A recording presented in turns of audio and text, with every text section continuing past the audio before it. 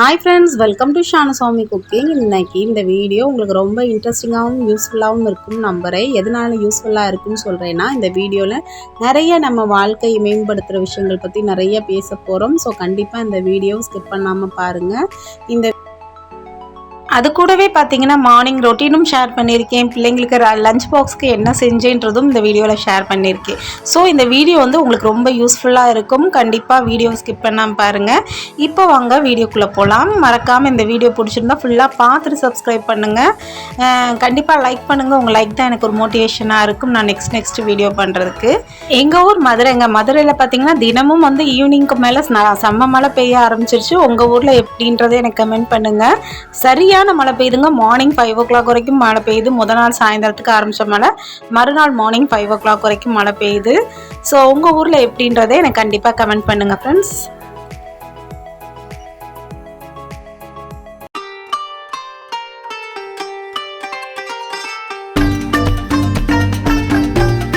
இப்போ morning time பார்த்தீங்கன்னா 4:30 ஆகுது. 4:30க்கு நான் எழுந்து இன்றைக்கி பாப்பா வந்து கேட்டாங்க, பூரியும் உருளைக்கிழங்கும் செஞ்சு கொடுங்கம்மா அப்படின்னு கேட்டிருந்தாங்க. ஸோ அதுக்கான வேலைகள் நான் ஸ்டார்ட் பண்ண ஆரம்பிச்சிட்டேன். எழுந்தோன்னே நம்ம என்ன வேலை செய்வோம், முதல்ல பால் காய வச்சுட்டு அதை எடுத்து வச்சுட்டு இந்த வீடியோலாம் நான் ஷேர் பண்ணல. ஆல்ரெடி நம்ம வீடியோ பார்க்குறவங்களுக்கு தெரியும். நம்ம மார்னிங் எழுந்தோன்னே முதல் வேலையாக அடுப்பில் பால் தான் காய வைப்பேன். அடுத்து பார்த்திங்கன்னா வெங்காயம்லாம் எடுத்து வச்சுட்டு ஃப்ரிட்ஜில் ஒவ்வொன்றா எடுத்து வச்சுட்டு இருந்தேன். நமக்கு சமைக்க தேவையானது அந்த பூரி உருளைக்கிழங்கு செய்வோம் இல்லையா, உருளைக்கிழங்கு மசால் செய்கிறதுக்கு தேவையான பொருட்களை எடுத்துகிட்டு இருந்தேன். இதில் பார்த்தீங்கன்னா உருளைக்கிழங்கை வந்து எடுத்து வாஷ் பண்ணிவிட்டு தண்ணி குக்கரில் சேர்த்துட்டு இப்போ நம்ம மூடி ஒரு 5 விசில் வச்சு எடுத்துக்க வேண்டியதான். உருளைக்கிழங்கு வேகட்டும். ஸோ அதுக்குள்ளேயே பார்த்திங்கன்னா நம்ம வெங்காயம் உரிக்க ஆரம்பிச்சிடணும். கடக்கடன் வேலை செஞ்சால் தான் பூரி வேலை நம்ம சொல்கிறோம் ஈஸியாக இருக்கும்ன்ட்டு. பட் சாப்பாடு குழம்பு கூட்டு கூட வச்சுலாம் அந்த பூரி வேலையெல்லாம் கொஞ்சம் வந்து நமக்கு கொஞ்சம் இரிட்டேட்டிங்காக தான் இருக்கும். அது வந்து கொஞ்சம் ரிலாக்ஸாக பண்ணுறதுக்கு தான் நல்லாயிருக்கும். மார்னிங் வந்து ஸ்கூலுக்கு அனுப்புகிற டயத்தில் இதெல்லாம் வந்து ஹரிபரியாக பண்ணுறதெல்லாம் கொஞ்சம் வந்து ஒரு இரிட்டேட்டிங்காக தான் இருக்கும். ஸோ எனக்கு அப்படி இருக்கும், உங்களுக்கு எப்படி இருக்குன்னு கமெண்ட் பண்ணுங்கள். மழை பெய்யறதுனால வெங்காயம் பார்த்திங்கன்னா கொஞ்சம் வந்து கசகசன்னு ஆகிடுது. ஸோ நல்ல தோலெல்லாம் நீக்கினா தான் அந்த நல்ல வெங்காயம் உள்ளேருந்து நமக்கு கிடைக்கிது. ஸோ குக்கர்லேருந்து பார்த்திங்கன்னா இப்போ விசில் நல்லா வந்துருச்சு. ஒரு 3 விசில் கிட்ட வந்துருச்சு. இன்னும் 2 விசில் வந்து நான் ஆஃப் பண்ணிடணும். இங்கே விசில்லாம் வந்து அடங்குறதுக்குள்ளேயே பார்த்திங்கன்னா நம்ம வெங்காயம் வந்து ஒரு மீடியம் சைஸ் 5 வெங்காயத்தை எடுத்து கட் பண்ணி வச்சாச்சு. கூடவே கொஞ்சம் கொத்தமல்லி எடுத்துக்கலாம்.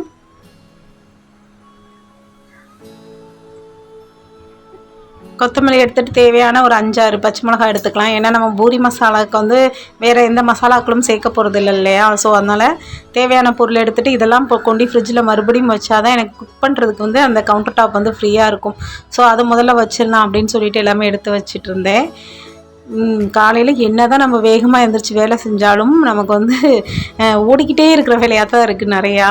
ஏன்னா நம்ம மார்னிங் பார்த்திங்கன்னா இந்த மாதிரி பூரி உருளைக்கிழங்குலாம் செய்கிறோன்ற போது எனக்கு ரொம்பவே ஓடுற மாதிரி இருக்கும். பிள்ளைங்களையும் பார்க்கணும், அங்கே பிள்ளைங்களுக்கு பால் குடிக்க கொடுத்துட்டு அதை குடிச்சிட்டாங்களான்னு வேறு வாஷ் பண்ணிக்கிட்டே இருக்கணும். ஒரு 10 தடவைனாச்சும் என் பிள்ளைங்கள்ட்ட சொல்லணுமா பால் குடிக்குமான்னு. அப்போ தான் குடிப்பாளுங்க. ஏன்னா மார்னிங் அவங்களுக்கு மட்டும்தான் டயர்டாக இருக்கும், நமக்குலாம் டயர்டாக இருக்காது. இந்த பிள்ளைங்களாம் நம்மளை ஓட வைக்கும்போது தான் நமக்கு தோணும், சின்ன பிள்ளைலாம் நம்மளும் இந்த மாதிரி தான் நம்ம அம்மாவெல்லாம் கஷ்டப்படுத்தணுமா அப்படின்ற மாதிரி. ஏன்னா என் பிள்ளைங்க வந்து ஒரு 10 தடவை பாலை குடிக்குமா, ப்ரஷ் பண்ணுங்கம்மா நான் தான் பண்ணுவாங்க. ஏன்னா வந்து நல்லா அந்த சின்ன வந்து ரொம்ப விளையாடுவா. ஸோ அந்த விளையாட்டுலேயே வந்து பார்த்திங்கன்னா டயர்ட் ஆயிடுறது அவள். ஸோ அதனால் அவள்கிட்ட 100 தடவை ரிமைண்ட் பண்ணிக்கிட்டே இருக்கணும். அது கூடவே வந்து நான் வீடியோ எடுக்கணும், கூடவே குக் பண்ணணும். இத்தனை வேலைகள் பார்க்குறக்குள்ள நமக்கு பயங்கர டயர்ட் ஆகிடும். இப்போ பார்த்திங்கன்னா உருளைக்கிழங்கு ரெடி ஆகிடுச்சு, வெந்துருச்சு. நெக்ஸ்ட்டு இந்த மாவு எடுத்து வச்சுருந்த சப்பாத்தி மாவில் கொஞ்சமாக உப்பு சேர்த்து வச்சிடலாம். தயிர் வந்து நான் வீட்டில் நேற்று உரம் ஊற்றலை. ஏன்னா டெய்லி மழை பெய்யறதுனால நான் உரம் ஊற்றலை. பிள்ளைங்களுக்கு வந்து சேராது, அது நான் சாப்பிடாதுன்னு சொன்னால் பிள்ளைங்க கண்டிப்பாக சாப்பிடுவாங்க. ஸோ அதனால் வந்து உரம் ஊற்றலை. அதனால் நான் பாப்பாவை மட்டும் போய் வாங்கிட்டு வாமான்னு சொல்லியிருந்தேன். அவள் வாங்கிட்டு வரதுக்கு போயிருந்தா. சரி அதுக்குள்ளே நம்ம வந்து உருளைக்கிழங்கை உரிச்சிக்கலாம் அப்படின்ட்டு உருளைக்கிழங்கை உரிக்க வந்தாச்சு. நான் இன்றைக்கி பூரி உருளைக்கிழங்கு தாங்க செய்கிறேன். ஸோ நீங்கள் எப்படி செய்வீங்களோ அதே மாதிரி தான் நானும் செய்கிறேன். ஸோ அதை வந்து நான் எக்ஸ்பிளைன் பண்ணணுன்ற அவசியம் இருக்காது. ஸோ நம்ம நிறைய விஷயங்கள் இப்போ பேசலாம். நம்ம குழந்தைங்கள நம்ம எப்படி வளர்க்குறோன்னு சொல்லி ஒருத்தவங்க என்கிட்ட கேட்டாங்க. குழந்தைங்க நம்ம எது சொன்னாலும் கேட்க மாட்டேன்றாங்களேங்க, எப்படிங்க மேனேஜ் பண்ணுறீங்க 2 பாப்பா வச்சுட்டு அப்படின்னு கேட்டாங்க. 2 பாப்பா வச்சுட்டு மேனேஜ் பண்ணுறதுலாம் பெருசு இல்லைங்க. நம்ம அன்பாக சொன்னால் எந்த பிள்ளைங்களும் கேட்கும். நான் பார்த்தேன் என்னோடய ஃப்ரெண்டு எப்படின்னா அவங்க குழந்தைங்கள்ட்ட அதிகாரமாக தான் சொல்லுவாங்க. எப்படின்னா ஏய் போய் தண்ணி பிடிச்சிட்டு வா, ஏய் போய் அதை பண்ணு, ஏய் ஏய் ஏய்னே ஒரு 100 ஏய் போட்டுருவாங்க. எங்கள் குழந்தைங்க வந்து நமக்கு என்ன ஆடா மாடா, நம்ம பெத்த பிள்ளைங்க, நம்ம அந்த பிள்ளைங்கள்ட்ட எவ்வளோ ஒரு அன்பாக நடந்துக்கணும். அதுலேயே வந்து டியூட்டி பிரித்து கொடுத்துருவாங்க, பெரிய பொண்ணுக்கு இந்த வேலை, சின்ன பொண்ணுக்கு அந்த வேலைன்ட்டு. இதெல்லாம் வந்து நான் எனக்கு தெரிஞ்ச ஒரு ஃப்ரெண்டே பண்ணுறாங்க. ஸோ அப்போல்லாம் எனக்கு அவ்வளோ ஒரு கஷ்டமாக இருக்கும். ஆனாலும் அந்த குழந்தைங்க வந்து அம்மாவுக்கு அவ்வளோ கீழ்ப்படிதலோடு செய்வாங்க, சரியா. ஆனால் நம்ம பிள்ளைங்க நம்ம எவ்வளோ ரிக்வஸ்ட் பண்ணி கேட்டாலும் செய்ய மாட்டாங்க. ஆனால் நீங்கள் வந்து பாருங்களேன், நம்ம குழந்தைங்க ரிக்வஸ்ட் பண்ணி கேட்டு நம்மளுக்கு கெஞ்சி விட்டு செய்ய மாட்டேன்றாங்கன்றதுனால அந்த பிள்ளைங்க கெட்ட பிள்ளைங்க கிடையாது. அவங்களுக்கு விவரம் பத்தலை. இது வந்து அவங்க ஃப்ரீடமாக இருக்க வேண்டிய வயசு. அவங்களுக்கு வேலை செய்யுங்க, அதை செய்யுங்க. ஸ்கூல்லையே பார்த்தீங்கன்னா புத்தக சுமைன்னு ஒன்று கொடுத்துட்றாங்க. புத்தகத்தை தூக்கிட்டு அந்த பிள்ளைங்க 3வது மையம், சின்ன பொண்ணு 6th படிக்கிறா, அவளுக்கு 3வது மாடியில் கிளாஸ் ரூம். அந்த புக்கு பார்த்தீங்கன்னா எப்படி அந்த பேக்கில் ஒரு 35 புக்கு இருக்கும். நோட்டு புக்கெல்லாம் சேர்த்தா 35, 15 நோட்டு, 6-7 புக்கு, அது போக homework note, class work note அப்படின்னு சேர்த்து கிட்டத்தட்ட 35 புக்ஸு அண்டு நோட் இருக்குது அதுக்குள்ளே, சரிங்களா. அது போக கைடு, 6th படிக்கிற பொண்ணுக்கு எதுக்குங்க கைடு. ஸோ இத்தனையும் கொடுத்து நம்ம பிள்ளைகளை அனுப்புகிறோம். அந்த பிள்ளைங்களுக்கு வந்து இது வந்து நம்மளாம் அவ்வளோ புக்ஸ் எடுத்துகிட்டு போகணுமான்னு யோசிச்சு பாருங்களேன் ஸ்கூலுக்கு. அந்தளவுக்கு நம்ம படிக்கிற காலத்துலலாம் அவ்வளோ புக்ஸ் எல்லாம் கிடையாது. இப்போ பார்த்திங்கன்னா பிள்ளைங்களுக்கு வந்து அந்த ஒர்க்கு இந்த ஒர்க்கு இதை பண்ணணும், மைண்ட் மேப்லாம் பண்ண சொல்கிறாங்க 6th படிக்கிற பொண்ணுக்கு. 6th படிக்கிற பிள்ளைங்களுக்கு எதுக்கு மைண்ட் மேப்பு? ஒரு 8th 9th படிக்கிற பிள்ளைங்கன்னா ஓகேண்ணா, 6th படிக்கிற பொண்ணுக்கு எதுக்கு மைண்ட் மேப்பு? ஸோ அந்த மாதிரி இருக்குது. இந்த மாதிரிலாம் பிள்ளைங்க ஸ்கூலில் கஷ்டப்பட்டுட்டு படிச்சுட்டு வந்தோடனே அதுக்கு அந்த பிள்ளைங்களுக்கு யாரை பார்க்கணுன்னு இருக்கும்? பேரண்ட்ஸை பார்க்கணுன்னு தான் இருக்கும். அந்த ஒரு அந்த சொல்லுவாங்கள்ல, நானே பார்த்திங்கன்னா படிக்கிற காலத்தில் எப்படா 4 மணி ஆகும், பெல் அடிப்பாங்க, வீட்டுக்கு போகணும், அம்மாவை பார்க்கணும் அப்படின்னு தோணும். ஸோ அந்த மாதிரி ஒரு எண்ணத்தில் வர பிள்ளைகளை அந்த வேலை செய், இந்த வேலை செய், அது பண்ணு, இது பண்ணுன்னு சொல்கிறது. இன்னொன்று பார்த்திங்கன்னா ஹஸ்பண்ட் அண்ட் ஒய்ஃப் சண்டையை குழந்தைங்க மேலே திணிக்கிறது.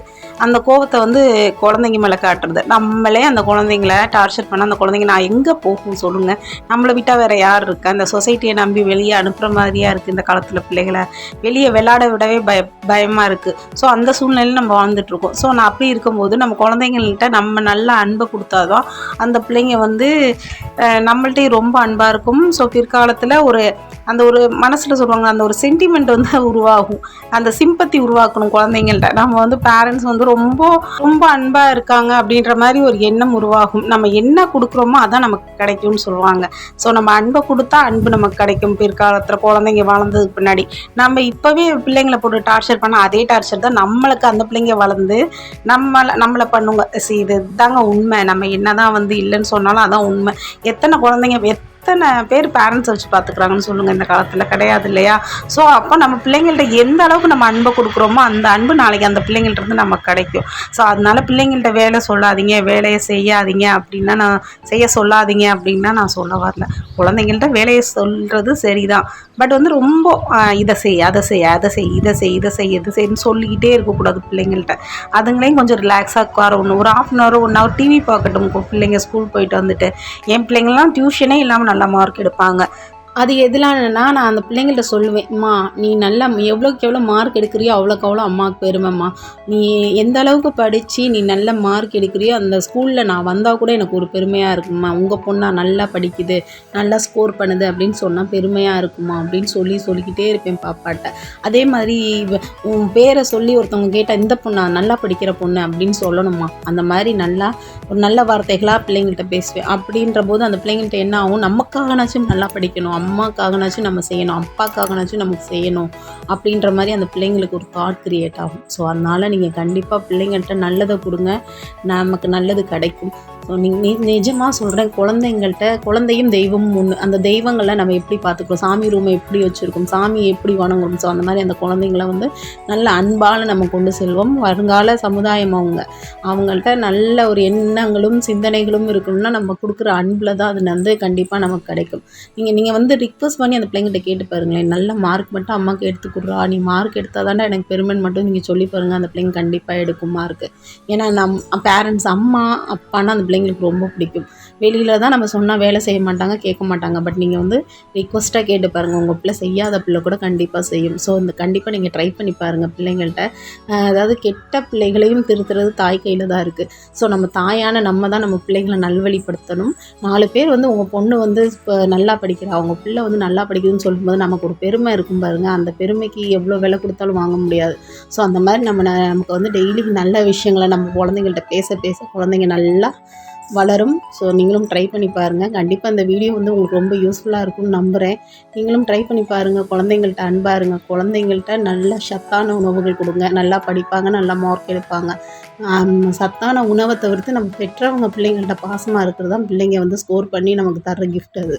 ஸோ அதனால் பிள்ளைங்கள்ட்ட நல்லா பாசமாக இருங்க. இந்த வீடியோ கண்டிப்பாக யூஸ்ஃபுல்லாக இருக்கும்னு நம்புகிறேன். மறக்காமல் வீடியோ ஃபுல்லாக பார்த்துட்டு சப்ஸ்கிரைப் பண்ணுங்கள். அன்பால் நம்ம குழந்தைங்கள நல்ல நிலைக்கு கொண்டு செல்வோன்றது தான் என்னோட பாலிசி. நீங்களும் அதை ட்ரை பண்ணுங்கள். கண்டிப்பாக அந்த நடக்கும். பிள்ளைங்க சொல் பேச்சு கேட்காத பிள்ளைங்களும் கண்டிப்பாக கேட்பாங்க. நீங்களும் ட்ரை பண்ணி பாருங்கள். ட்ரை பண்ணி பார்த்துட்டு எனக்கு கமெண்ட் பண்ணுங்கள்.